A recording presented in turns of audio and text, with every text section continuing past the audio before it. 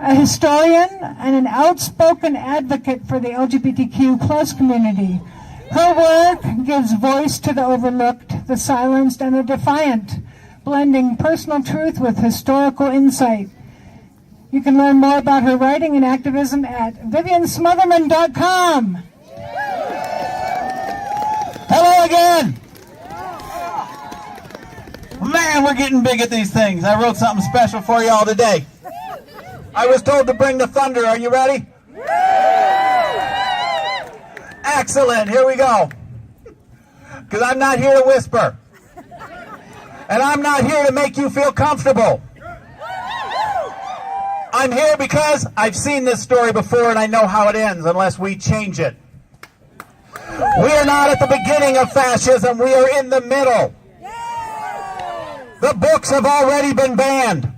The teachers have already been fired. The laws are already rewritten. The fear is already normalized. This is not leadership. This is punishment. It is not chaos. It's learning theory. This is behavioral conditioning, deliberate and strategic. Make resistance painful.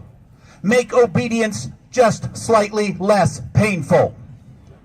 And eventually people will bend. The institutions have already bent. Our principles have already bent. Their truth is broken. And when the truth breaks, people disappear. You don't need soldiers in the streets to have fascism.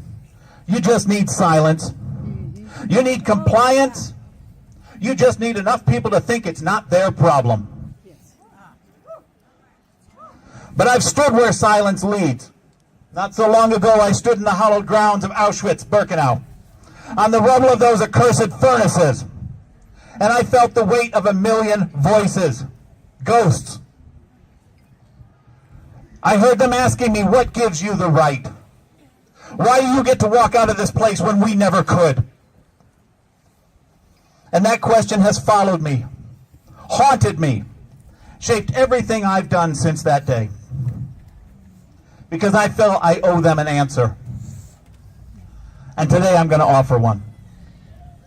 I walked out because I had work to do. I walked out because someone had to preserve the truth.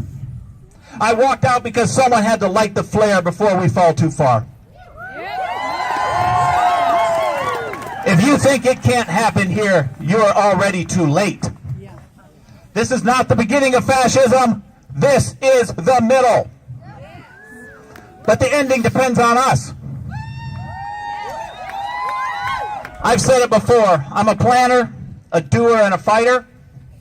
I'm not here to whine about injustice. I'm not here to talk about resistance. I'm here to prepare for survival.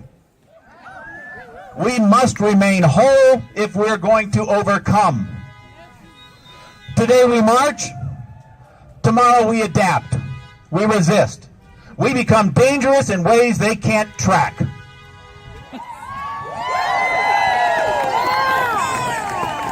If we want to stop this descent, if we want to survive, we cannot just resist. We have to adapt. We have to subvert. We have to outmaneuver. When they ban books, we build libraries in our basement.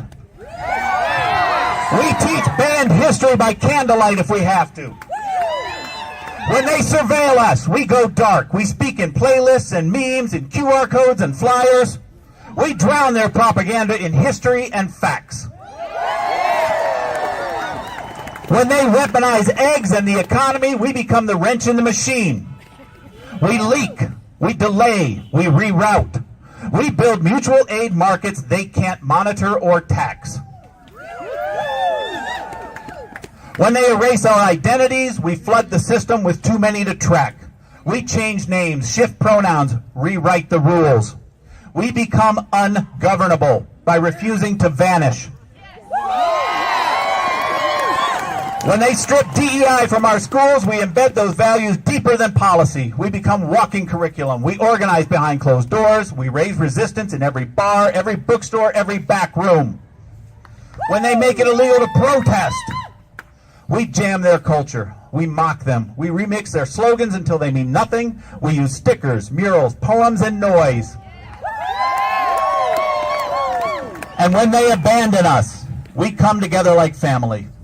We coordinate shelter and supplies through encrypted channels. We create ride networks, safe zones, backyard health clinics, and food circles.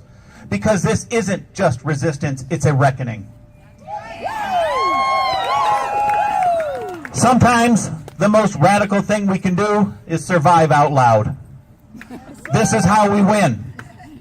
Not just with protest, but with presence, with community, with courage made ordinary, with the quiet thunder of people who refuse to disappear.